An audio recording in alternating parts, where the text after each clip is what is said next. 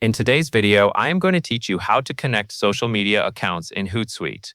Connecting your social media accounts is an important first step because it lets Hootsuite gather everything in one place. When your accounts are connected, you can manage posts, monitor activity, and keep workflows organized without jumping between different websites. To begin, look at the bottom left corner of your Hootsuite dashboard.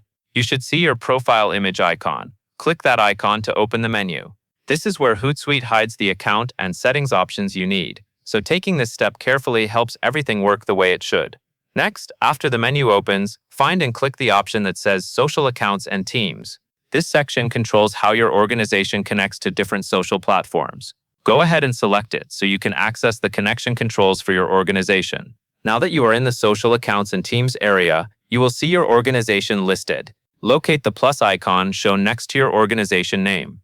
Click the plus icon next to the organization you want to connect. Choosing the correct organization matters, especially if you have multiple workspaces or teams, because it determines where the social profiles will appear. After you click the plus icon, you will be taken to the connection flow. Select Connect Social Accounts. This tells Hootsuite that you want to link at least one social platform to your workspace.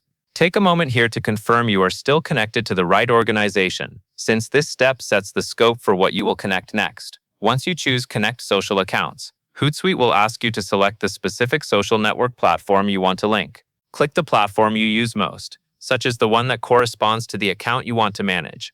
Make sure you choose the correct network, because each platform requires its own permissions and login authorization.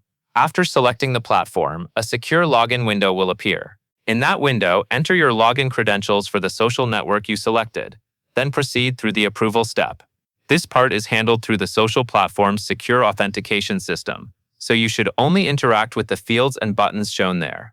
When you submit your login details, the platform will present a permissions request. Permissions determine what Hootsuite is allowed to do with your account.